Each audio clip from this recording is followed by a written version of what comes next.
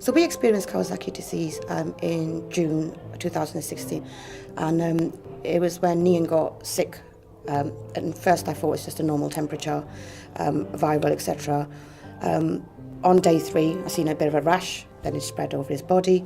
I booked an appointment with a GP, and when I remember her looking at the rash, and she was sort of saying the rash is weird, and then she gave us antibiotics.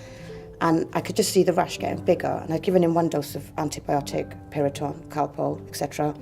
And then there was no improvement, so I phoned the GP back up, went to the hospital, same thing, he looked at the rash and he said it was strange. He actually phoned through up to paediatrics, and they said, look, continue with the antibiotics and then you can and just see how you get on. So we went home and there was no improvement after 24 hours, and we went back in on the Thursday. On the Friday morning, the consultant was in the room and diagnosing us with Kawasaki disease. He told me how important it was to treat it within the 10-day window. We were lucky we were on day 6 of diagnosis.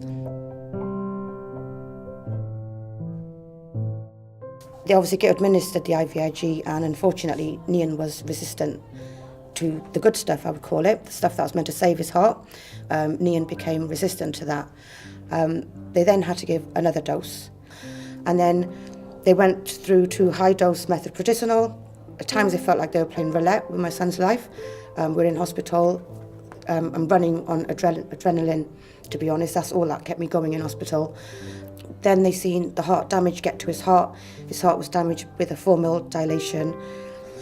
But once they've given him the infliximab, thank God, the temperature subsided. He was fever-free for 36 hours, and we were sent home.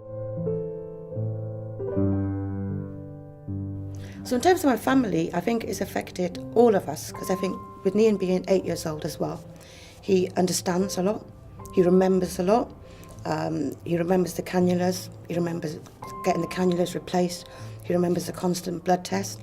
So I guess my worry is because of his age group, the impact it's had on his health, himself. Because the children are very young generally, it's very difficult to determine if they were going to go down that road of behavioural issues. So it's very hard to determine, is it the Kawasaki that made them that way, or would they have been that way anyway? The difference is with Neeyan, because he's 8, we've got a sense of, I know my child, I know the child I went into hospital with, and the child I've come home with is not the same child. You want to make sure you can make informed choices for your child. So you have to go to the right group. So the Kawasaki support group, I joined that after our stay, and I asked them a lot of questions.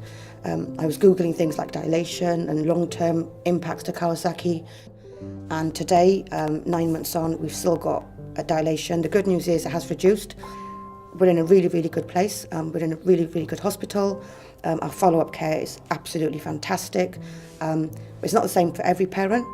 We're just very fortunate, and I'm very privileged, to be honest, to live in London, to have found the right doctors and found the right support that we need to support us through our journey.